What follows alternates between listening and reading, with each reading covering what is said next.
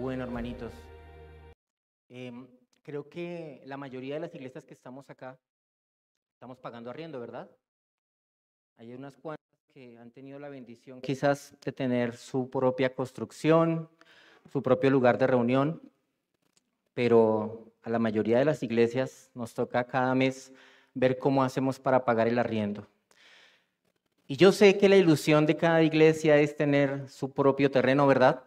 Su propia construcción, un edificio de pronto tan bonito como este, en el que podamos reunirnos y nuestros hijos puedan crecer allí. Después de que nosotros nos vayamos de este mundo, ellos se queden allí y se queden también con eso para las siguientes generaciones. Es un gran proyecto.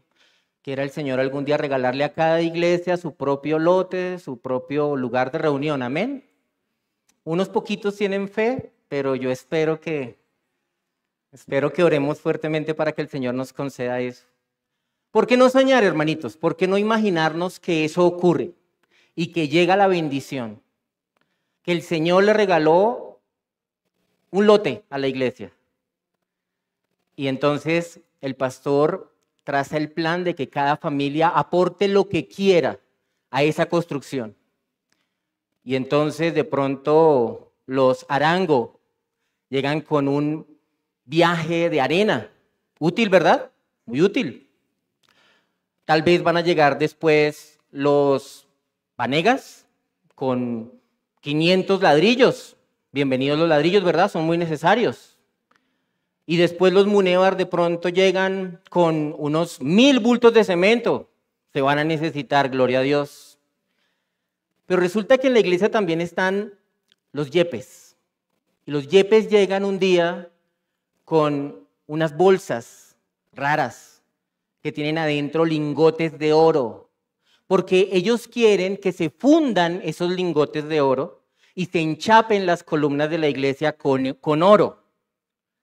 Pero los Zárate no se quedan atrás y entonces ellos traen un cofre lleno de piedras preciosas, diamantes, esmeraldas, zafiros, rubíes, porque ellos quieren decorar las paredes de la iglesia con esas piedras preciosas.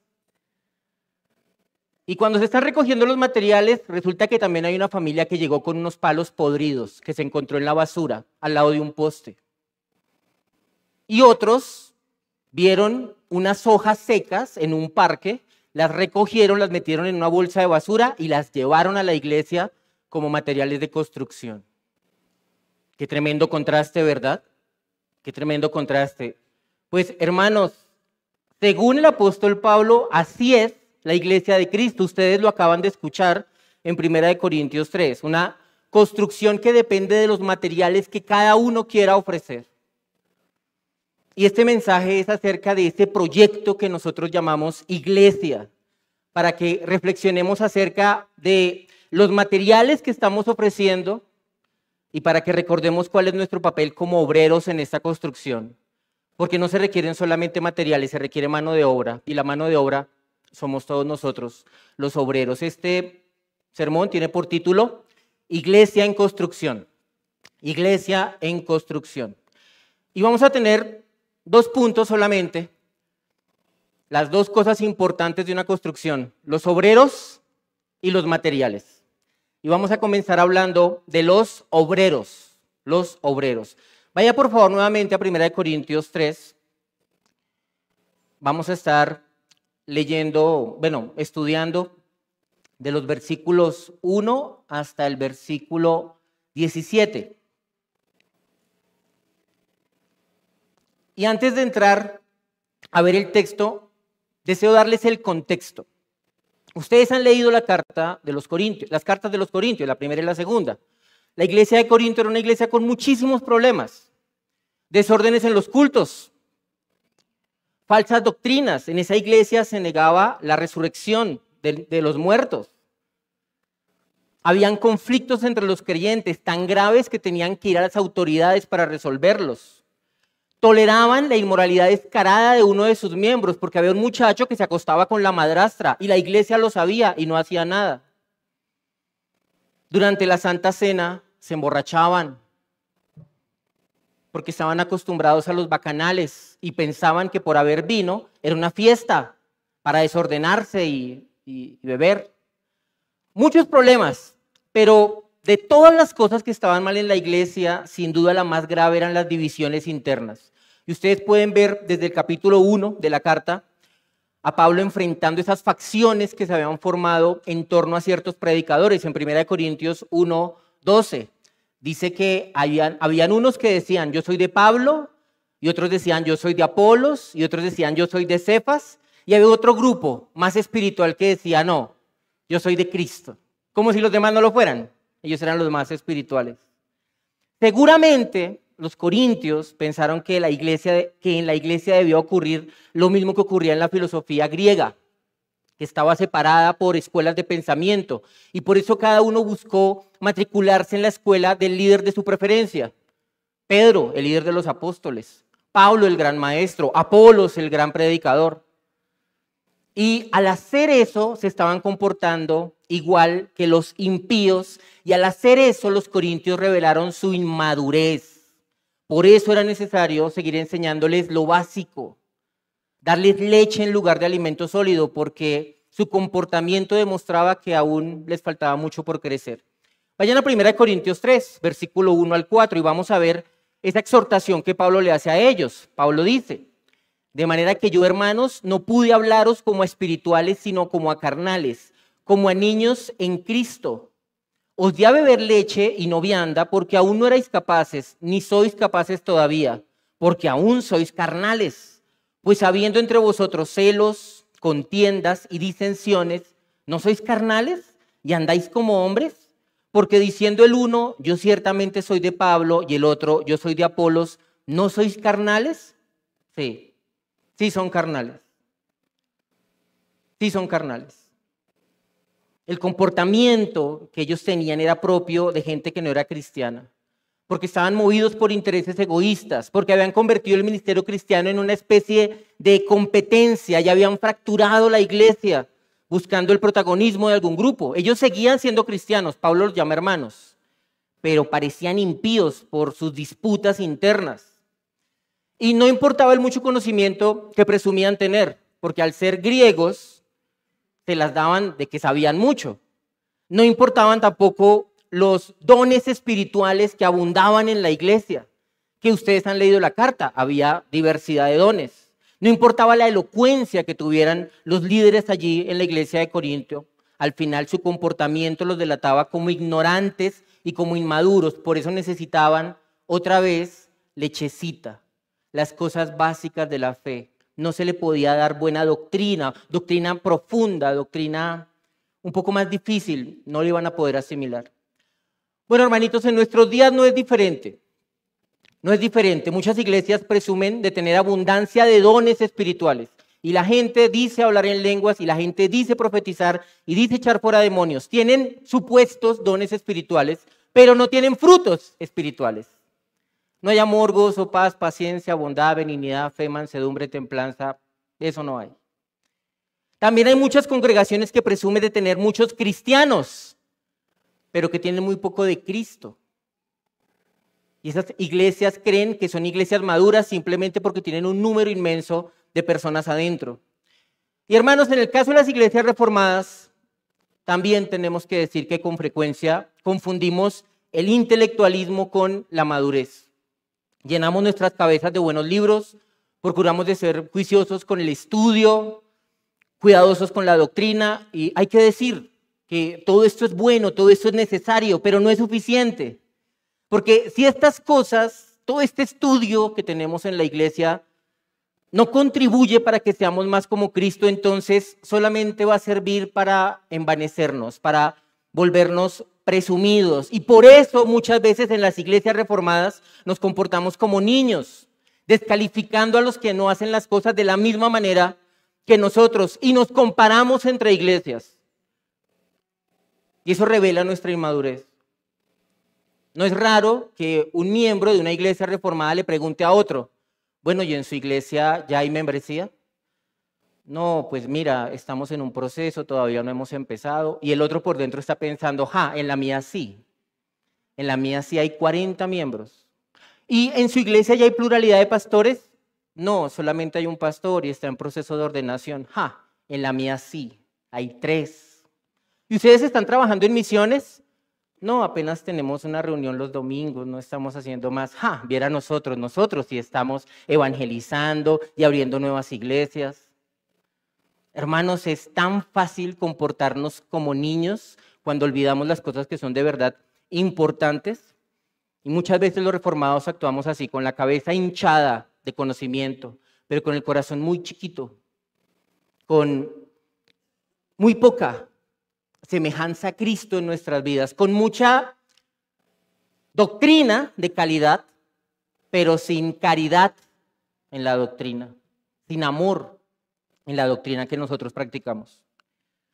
Ahora, volviendo a la iglesia de Corinto, lo que había causado las divisiones tan terribles que ellos tenían era el orgullo, porque cada uno quería destacar, cada uno quería parecer más espiritual, más sabio, por seguir a este o a aquel predicador. Y al hacer eso, los corintios habían convertido a los predicadores en celebridades. Ahora ya no era simplemente el apóstol Pablo, era el gran apóstol Pablo que tenía seguidores en esa iglesia. Y lo mismo pasaba con Pedro y con Apolos y con los demás. Entonces es por esto que Pablo tiene que recordarle a los corintios que él y todos los demás son colaboradores, servidores y nada más. Miren el versículo 5, 1 Corintios 3:5, dice que pues es Pablo y que es Apolos, servidores por medio de los cuales habéis creído, y eso según lo que a cada uno concedió el Señor. Yo planté, Apolos regó, pero el crecimiento lo ha dado Dios. Así que ni el que planta es algo, ni el que riega, sino Dios que da el crecimiento. ¿Qué dice Pablo que era él y Apolos? Ellos eran servidores. Y allí cuando habla de servidores, usa una palabra que nosotros conocemos, la palabra diaconai. ¿Recuerdan esa palabra? Para que quedara clara la labor de él. La labor de él era ser un servidor de la palabra. Él era un ministro de la palabra, un diácono de la palabra, eso era él. Y Pablo lo que hace es comparar la iglesia con un cultivo en el que a él le fue asignada la labor de plantar la semilla, mientras que Apolos tenía el deber de regar la semilla. Pero, ¿cómo pasan los cultivos? Sin importar qué tan bien hagas tu trabajo, al final no eres tú el que hace crecer las plantas, porque las plantas necesitan del sol, necesitan de la lluvia. Entonces, en últimas, ¿quién las hace crecer? Dios hace crecer las plantas, ¿verdad? Es Dios quien da el crecimiento. Por eso es importante, hermanitos, entender el papel que tenemos los ministros. Aquí hablo de los que somos pastores, de los que predicamos el evangelio. Tenemos el deber de plantar semillas y regar semillas. Pero tenemos que reconocer nuestras limitaciones, porque sin importar qué tan diligentes seamos, al final solo podemos esperar que Dios haga la obra, porque solo Dios puede hacer crecer esa semillita y hacer que dé fruto. Entonces solo Dios puede hacer que las iglesias maduren, que hayan más conversiones, más bautismos, más miembros, más líderes, más misioneros. Solo Dios lo puede hacer. Y en el caso de nosotros como papás no es diferente con nuestros hijos. Tenemos el deber de sembrar la semillita en sus corazones, regar constantemente esas semillitas y esperar.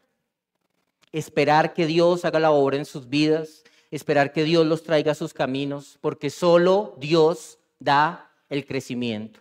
Pero ¿de quién es la responsabilidad de sembrar y de regar? De nosotros, los que estamos allí predicando. Al entender este papel que ocupamos los pastores y los predicadores y todos los que predicamos el evangelio, ¿no les parece que es absurda la jactancia? Uno de que puede presumir. Si hemos podido servir en algo en la iglesia es porque Dios nos ha dado ese privilegio y por eso a Él y solo a Él le pertenece la gloria por cada fruto de la iglesia. Todos los que estamos en el campo trabajando no somos más que ayudantes, eso somos. Entonces, no es que Dios nos ayuda a llevar a cabo esta tarea. Somos nosotros a quienes se les da el privilegio de ayudar, pero es suya la obra y suya completamente la gloria en la iglesia. Y yo quiero abrir mi corazón delante de ustedes porque después de entender lo que dice 1 Corintios 3, me di cuenta de que por mucho tiempo mis oraciones eran equivocadas.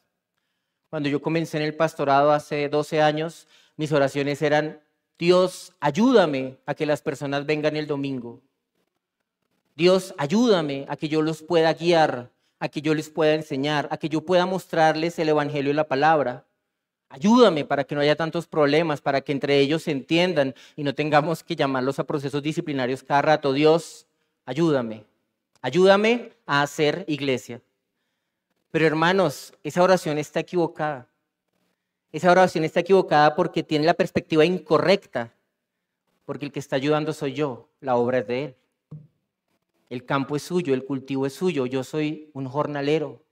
Entonces, hoy día mi oración es otra. Mi oración es: Dios, gracias por permitirme servirte, por usarme para predicar el evangelio, por haberme rescatado del mundo y hoy darme ese enorme gozo de ser un ministro tuyo. Permíteme ayudar y gracias, Dios, por lo que pueda yo hacer a favor de tu causa, a favor de tu reino, a favor de tu iglesia. Gracias, Jesús. Jesús, ustedes recuerdan, dijo: yo edificaré mi iglesia. No dijo: tú edificarás mi iglesia, tampoco dijo: juntos edificaremos la iglesia, ni Cristo dijo: yo edificaré tu iglesia, pastor. No, Jesús dijo: yo edificaré mi iglesia, es su obra y es por su gracia que podemos ayudar. Que ninguno sienta que hizo mucho hoy al servirle a Dios de alguna manera, porque lo que Dios hizo fue concedernos el privilegio, una vez más, de poner nuestra mano en el arado. En ese cultivo nuestra labor va a variar mucho, de un día al otro. A veces Dios nos va a usar para sembrar, a veces nos va a usar para regar, y no somos más importantes que la labor que realizamos. Por eso somos útiles, por lo que hacemos. Miren el versículo 8, en 1 Corintios 3, 8 dice: y el que planta y el que riega son una misma cosa, o sea, son parte de un mismo proceso, aunque cada uno recibirá su recompensa conforme a su labor. No va a pasar, hermanos, que ustedes lleguen a un cultivo en donde haya un monumento al mejor sembrador, el gran sembrador, y otro monumento acá al gran regador. No lo hay. Cada uno hizo su tarea, se le pagó, se fue. Chao.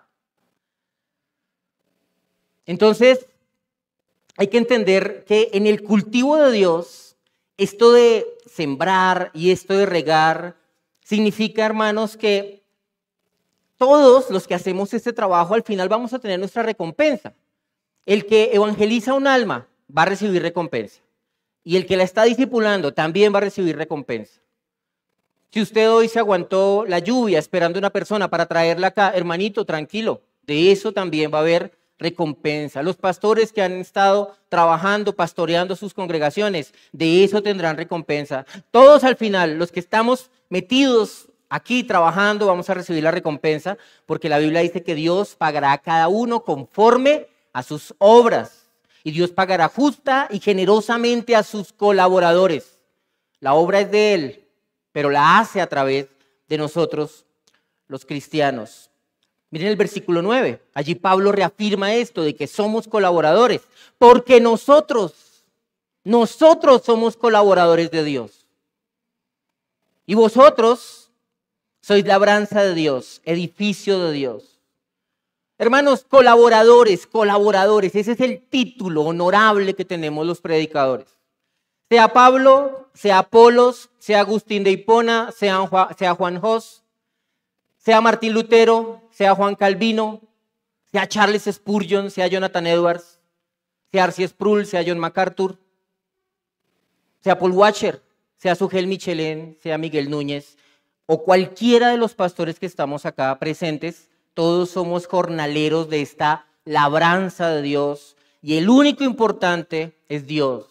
Y Él es celoso de su gloria y no está dispuesta a compartirla con nadie. Solo Él debe ser exaltado en la iglesia, porque a Él le pertenece solamente la gloria en su terreno, en su campo, en su cultivo.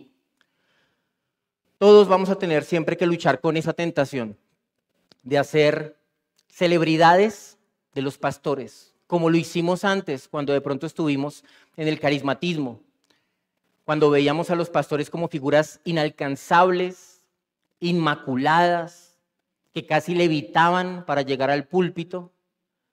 No, hermanitos, cuidémonos de eso, cuidémonos de idolatrar a los pastores, sean pastores vivos o sean pastores muertos, porque el único que debe ser exaltado en su iglesia es el Señor. Es importante nutrirnos de las enseñanzas de los pastores, claro que sí, pero sin olvidar lo que son: diáconos de la palabra, servidores, colaboradores y nada más. Solo Cristo debe ser exaltado en la iglesia. Además, se le hace un daño al mismo hombre, al mismo pastor, que se exalta, porque la gente termina idealizándolo y poniendo una carga imposible sobre sus hombros y los hombros de su familia. No se nos puede olvidar, hermanitos, que sin importar cuánto fruto tenga un predicador, sigue siendo un pecador. Entonces, los pastores deben ser amados por sus iglesias, sí, amén. Deben ser cuidados por sus iglesias, amén. Pero nunca idolatrados. Nunca idolatrados. Ustedes van a ver, hermanos, que tristemente todos los años se acaban ministerios porque hay predicadores que caen en pecado. Pues, hermanitos, que eso nos recuerde a todos en dónde debemos tener puesta nuestra mirada: en Cristo y no en los hombres, porque solo Cristo debe ser exaltado en su iglesia. Amén. Bien, ya vimos los obreros. Ahora vamos a hablar de los materiales de esta iglesia en construcción. Y el apóstol Pablo nos va a trasladar a otro escenario. Ya estuvimos en ese cultivo en el que estamos trabajando, la labranza de Dios, los que siembran, los que riegan. Pero ahora el apóstol Pablo nos va a llevar a un lugar distinto, a un edificio que se está construyendo. Dice el versículo 10: conforme a la gracia de Dios que me ha sido dada, yo, como perito arquitecto, puse el fundamento y otro edifica encima. Pero cada uno mire cómo sobreedifica, porque nadie puede poner otro fundamento que el que está puesto, el cual es Jesucristo. Pablo dice que él es un perito arquitecto, es decir, él es el experto constructor cuyo trabajo fue poner los cimientos en la iglesia de Corinto. En su labor apostólica, Pablo predicó a Cristo en Corinto. Ese es el fundamento del que él está hablando. De Cristo y su mensaje, Cristo y su obra, Cristo y su salvación. Y sobre ese fundamento que Pablo había establecido en la iglesia de Corinto, los demás colaboradores como Apolos, más adelante quizás Tito, quizás Timoteo, quizás Bernabé, el que fuera, sobre ese fundamento que es Jesucristo tenían que seguir edificando, sobreedificando, predicando. Ahora, el fundamento está claro, ¿verdad? El fundamento de la fe cristiana es una persona, la persona de Jesucristo. Se supone que todos nosotros estamos sobreedificando, construyendo sobre ese fundamento que es Jesucristo. Ahora yo te pregunto a ti, ¿lo conoces? ¿Tú conoces a Jesucristo? ¿Lo conoces? Yo te quiero dar 4 cosas que tú debes conocer de Jesucristo para saber que estás construyendo sobre el fundamento correcto. 4 cosas que debes saber sobre Jesucristo. La primera, debes conocer su identidad. Debes saber quién es Jesucristo, que es el Hijo de Dios, la segunda persona de la Trinidad, que se hizo hombre sin dejar de ser Dios, que nació en un pesebre, que creció en Nazaret, que es el Mesías prometido, que por nuestros pecados fue clavado en una cruz. Tienes que saber quién es Jesucristo. Pero en segundo lugar, debes conocer su obra. Debes saber qué hizo Jesucristo. La obra de Cristo se puede dividir en 2 grandes grupos: su humillación y su exaltación. 3 por aquí y 3 por acá. En su humillación nosotros tenemos su encarnación. Él se humilló al hacerse hombre. Tenemos también su sometimiento a la ley, porque Él es el legislador que se puso debajo de sus propias leyes. Y tenemos también su muerte en la cruz, que fue humillante. Esa es su humillación. Pero ahí no acabó, sino que también tenemos su obra de exaltación, que comienza con su resurrección. Jesús al tercer día se levantó entre los muertos. ¿Y qué pasó? Ascendió a los cielos y un día va a volver. Jesucristo regresará y ese día todo ojo le verá y toda lengua confesará que Él es el Señor para gloria de Dios Padre. Esa es la obra de Jesucristo, esas tres cosas en su humillación y esas tres cosas en su exaltación. En tercer lugar, debes conocer su mensaje. Debes saber qué enseñó Jesús. Pues para ser su discípulo debes hacer de Jesús tu maestro. Y yo te pregunto, ¿tú conoces la doctrina de Jesús? ¿Has leído los 5 discursos de Jesús que están en el Evangelio de Mateo? ¿Estás muy familiarizado con el Sermón del Monte? ¿Puedes reconocer fácilmente las palabras de Jesús porque estás familiarizado con ellas? ¿Conoces el Evangelio? ¿Entiendes la doctrina? Porque si no es así, no conoces a Jesucristo porque no conoces su mensaje. Y en cuarto lugar, debes conocer su persona. Debes tener una relación personal con Jesucristo. Porque Jesucristo no es un amigo imaginario que tenemos los cristianos en nuestra cabeza. No es tampoco un concepto filosófico. No es tampoco un personaje histórico al que reverenciamos. Jesucristo está vivo porque se levantó de entre los muertos. Y tú puedes conocerlo por medio de la palabra y por medio de la oración. Porque Él está vivo. ¿Conoces a Jesucristo? ¿Conoces el fundamento de la fe cristiana? Jesucristo es el fundamento de la fe cristiana. Pero no solo es importante conocer el fundamento de la obra, es necesario también entender la clase de edificio que estamos levantando en este proyecto llamado iglesia. No estamos levantando una empresa. Muchos de nosotros venimos de lugares que convirtieron la iglesia en una empresa, un negocio familiar. No estamos construyendo ese edificio. No estamos tampoco levantando una especie de organización religiosa, una institución con una macroestructura. No estamos haciendo eso. Tampoco estamos adelantando una causa política, porque queremos cambiar las leyes de nuestro país y entonces todos juntos vamos a ir a votar y vamos a traer aquí a los candidatos para que nos... No. No estamos construyendo ese edificio tampoco. Estamos levantando un templo. Ese es el edificio que estamos levantando, un templo santo sobre ese fundamento que es Jesucristo. Eso es la iglesia, un templo santo cuyo fundamento es Jesucristo. Y debido a que es un templo santo en el que Dios va a habitar, debe ser construido con los mejores materiales. Voy a decir esto con mucho respeto, no puede ser un rancho, porque no es digno de él. Los mejores materiales tienen que ser aportados a esta construcción llamada iglesia. Por eso te pregunto, en esta obra de Dios llamada iglesia, en la que todos estamos trabajando, ¿tú qué has invertido? ¿Qué clase de materiales has aportado? Miren el versículo 12. Y si sobre este fundamento alguno edificare oro, plata, piedras preciosas, madera, heno, hojarasca, la obra de cada uno se hará manifiesta porque el día, y se refiere al día del juicio final, la declarará. Pues por el fuego será revelada, y la obra de cada uno cual sea, el fuego la probará. Si permaneciere la obra de alguno que sobreedificó, recibirá recompensa. Si la obra de alguno se quemare, él sufrirá pérdida. Si bien él mismo será salvo, aunque así como por fuego.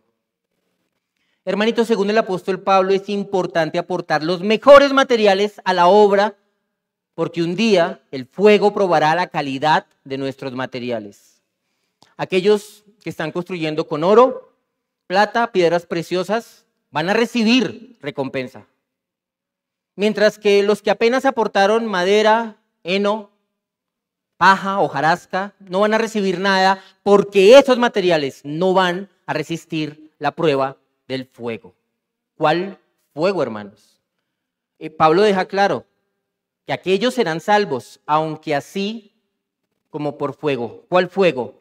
El fuego de los ojos de Jesús.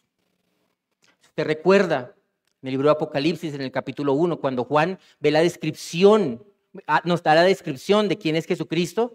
Él nos dice que su rostro resplandece como el sol con toda su fuerza, que Cristo está vestido con una túnica blanca, que tiene un cinto de oro en su pecho, que sus pies son como bronce bruñido, refulgentes como en un horno, sus cabellos como blanca lana y sus ojos como llama de fuego. Y sus ojos son como llama de fuego porque en su mirada está el juicio, porque es ante sus ojos que nosotros vamos a venir a presentar los materiales que aportamos a la iglesia. Entonces, cuando Cristo se siente en este gran trono blanco para juzgar a los muertos, sus ojos van a ser como llamas de fuego que van a juzgar todas nuestras obras, y todo lo que sea inútil y sin valor será consumido delante de su mirada.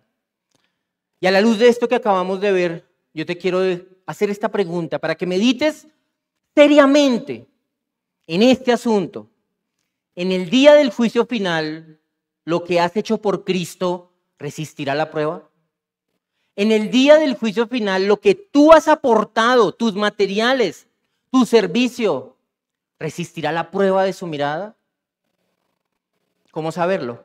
Pastor, ¿cómo podría saberlo? Respondiendo dos preguntas que están aquí en el texto. La primera pregunta es esta: ¿lo que hiciste tenía el fundamento correcto? ¿Lo que hiciste tenía el fundamento correcto? Porque si pusiste un fundamento distinto a Jesucristo, todo lo que hiciste no va a servir para nada, se va a consumir ante el fuego del juicio y no vas a tener recompensa. Por ejemplo, los judaizantes del tiempo de Pablo, ellos tenían por fundamento las obras, no a Cristo. Y los judaizantes que hasta el día de hoy siguen dando molestias, tienen el mismo fundamento. Ellos esperan ganarse la salvación observando las ceremonias religiosas de la ley. Y tú los ves todavía usando la kipá, usando el talit, celebrando fiestas judías, algunos hasta se circuncidan. Están construyendo sobre el fundamento equivocado. Los testigos de Jehová, ellos tienen un fundamento distinto a Jesucristo, la atalaya.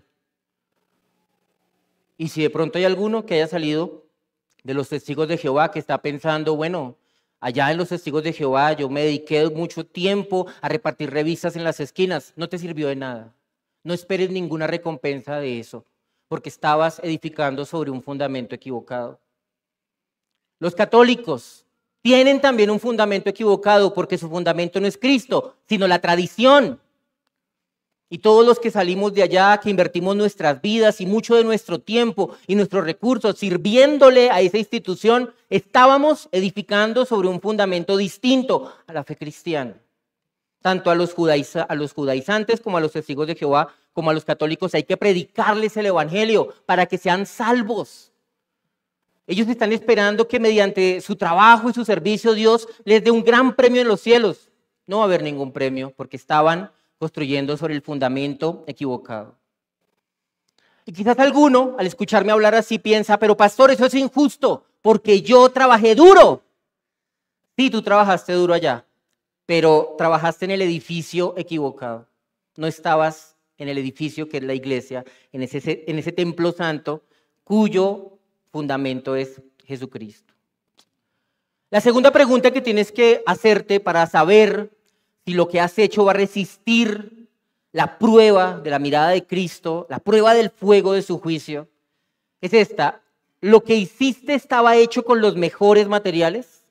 ¿Lo que hiciste estaba hecho con los mejores materiales?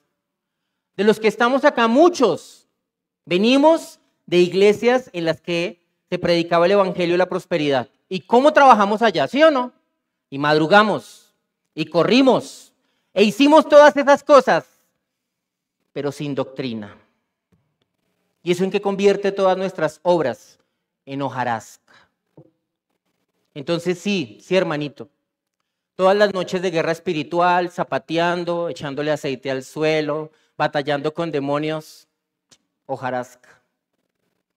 Todos los ensayos de alabanza para cantar canciones que eran herejías con música, canciones antibíblicas, todo ese desgaste en la guitarra y dándole hojarasca.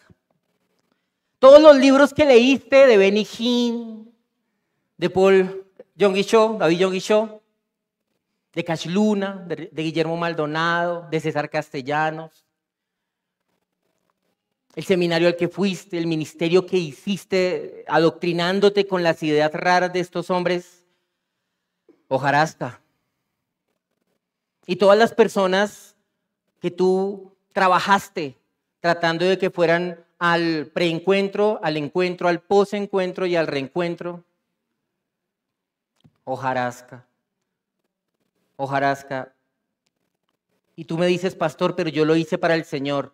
Que tú digas que lo hiciste para el Señor no cambia el hecho de que lo que ofreciste fue hojarasca. Y de pronto alguno en este momento se siente decepcionado. Bienvenido al grupo. ¿Te sientes decepcionado? Claro que sí, porque perdimos el tiempo.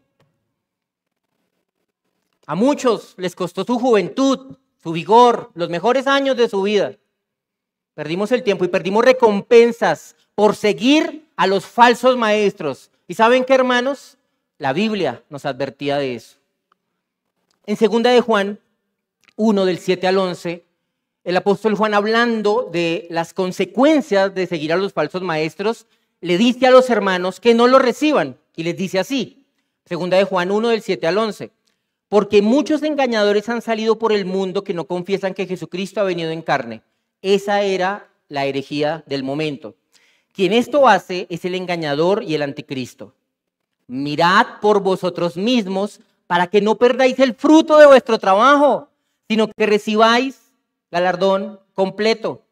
Cualquiera que se extravía y no persevera en la doctrina de Cristo no tiene a Dios. El que persevera en la doctrina de Cristo, ese sí tiene al Padre y al Hijo. Si alguno viene a vosotros y no trae esta doctrina, no lo recibas en casa ni le digas bienvenido, porque el que le dice bienvenido participa en sus malas obras. Participamos del pecado de estos falsos maestros, que lo único que buscaban era lucrarse con la fe de las personas. Pero no solamente participamos de sus malas obras al decirles bienvenidos, nosotros mismos perdimos el fruto de nuestro trabajo y comprometimos nuestros galardones en la eternidad. Hermanos, hay que cambiarle el nombre al Evangelio de la Prosperidad y empezar a llamarlo el Evangelio de la Ruina, porque eso es lo que hace el Evangelio de la Prosperidad con las personas. Aquí en la tierra las arruina, pero peor aún, arruina a los cristianos en la eternidad porque les roba sus recompensas, porque hace que todo lo que ellos presenten en el día del juicio sea hojarasca. Pero bueno, espérate, de aquí en adelante, ¿qué? ¿Qué materiales vas a ofrecer? ¿Te vas a esforzar?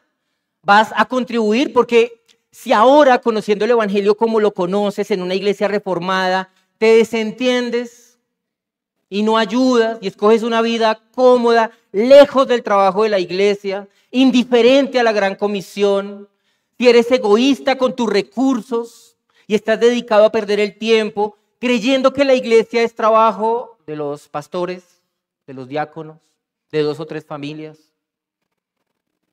no te engañes, sigues presentando hojarasca. Cambiaste de iglesia, pero no cambiaste de materiales, sigues ofreciendo las mismas cosas. Y en el día del juicio, eso que estás ofreciendo resistirá la prueba. Ahora, hay que volver y decirlo, subrayarlo, serás salvo. El texto lo dice, serás salvo aunque así como por fuego, porque has creído en Cristo. Y la salvación es por su gracia, no por nuestras obras, en eso no hay discusión. Pero ¿qué va a pasar con las recompensas? Se van a ir como el humo de la hojarasca. Y tal vez alguno estará consolándose con lo que yo estoy diciendo y estará pensando, bueno, ¿qué importa si no recibo nada?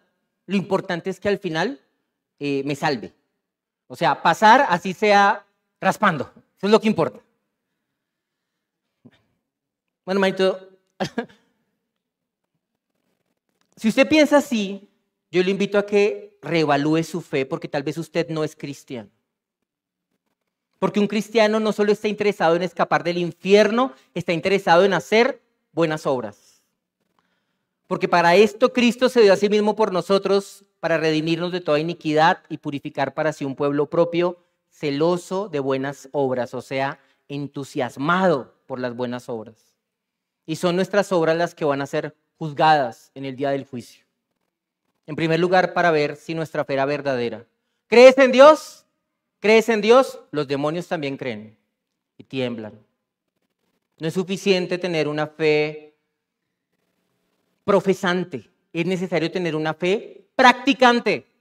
La fe sin obras es muerta. Entonces, por los frutos vamos a conocer quiénes son los verdaderos cristianos. El día del juicio final, por causa de nuestras obras, se revelará si nuestra fe era verdadera o no. Y por causa de de este juicio es que también nosotros vamos a recibir recompensas, hermanos. Recompensas en la eternidad.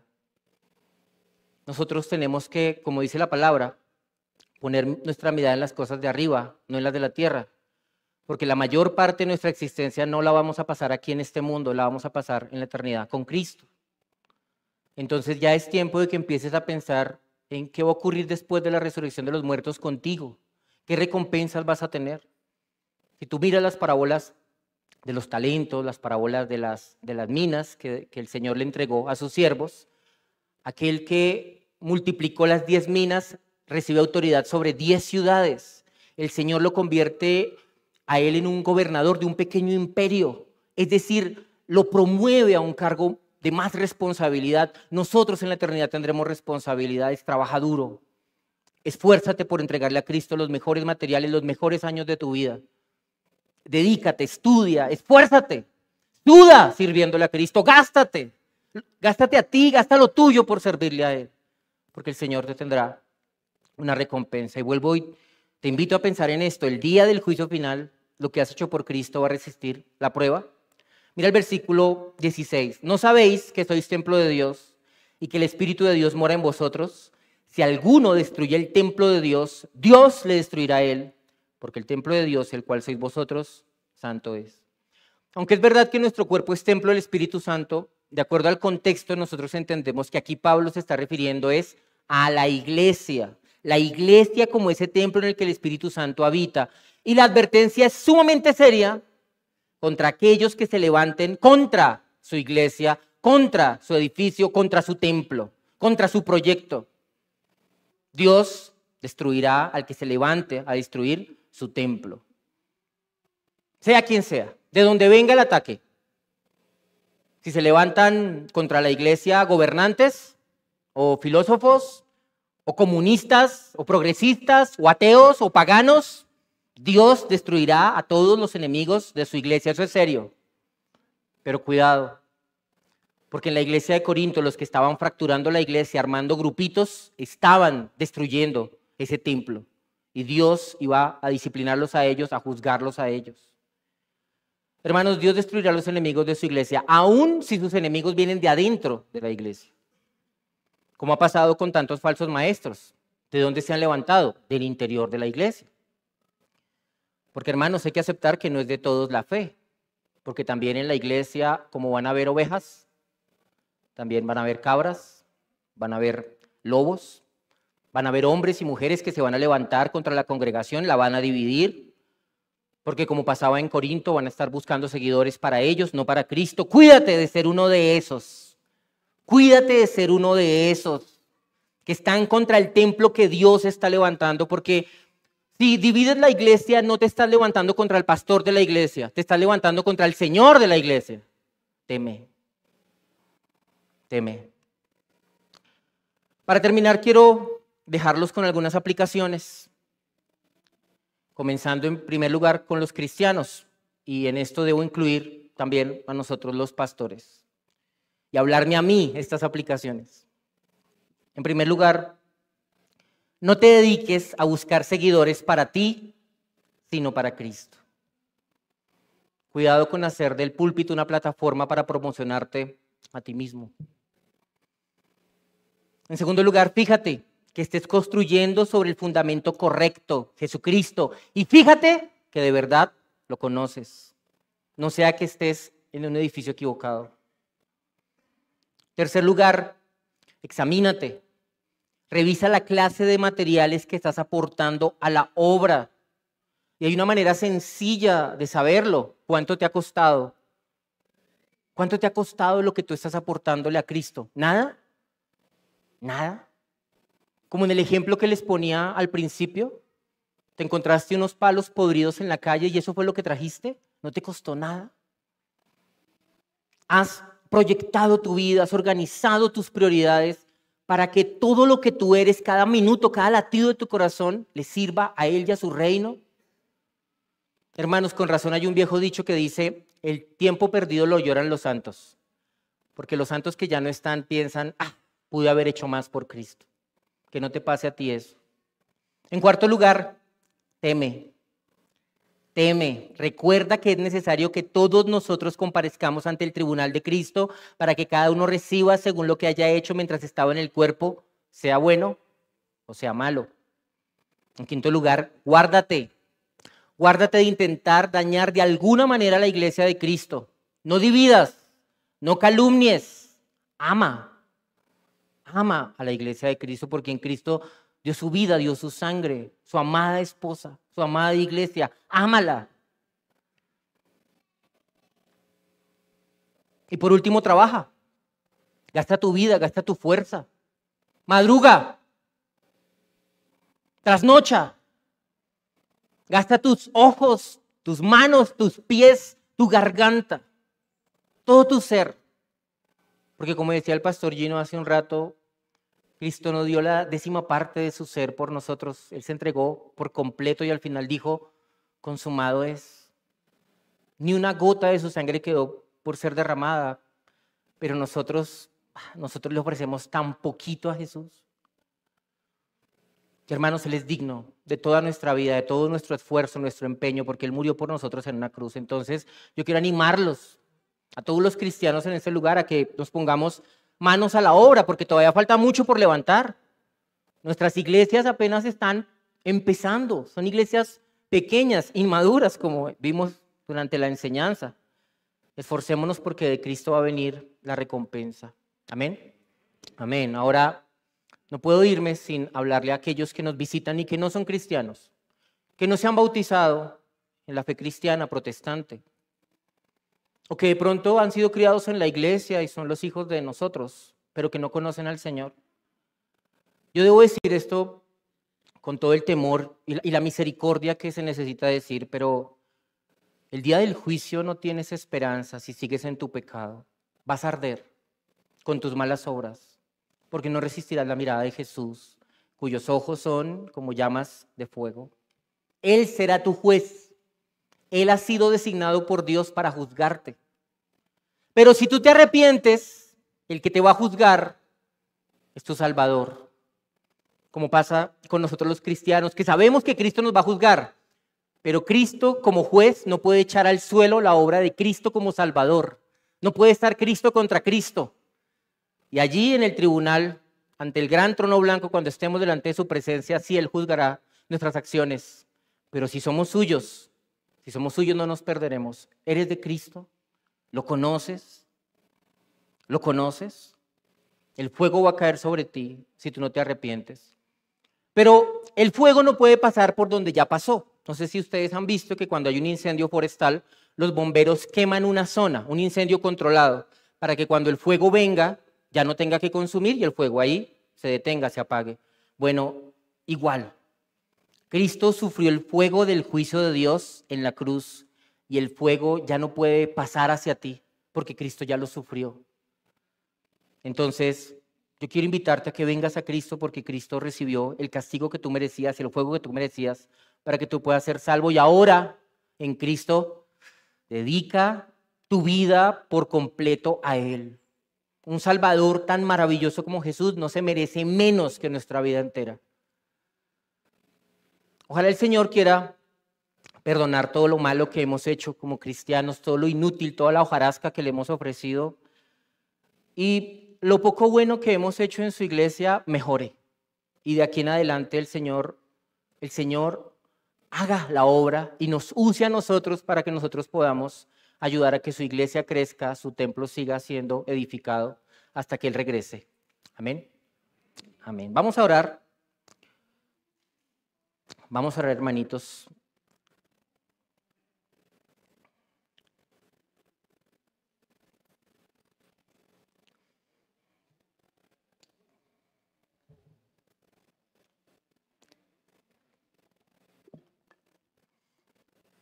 Allí donde está, lo invito a que incline su rostro, cierre sus ojos, hable con Dios por un momento.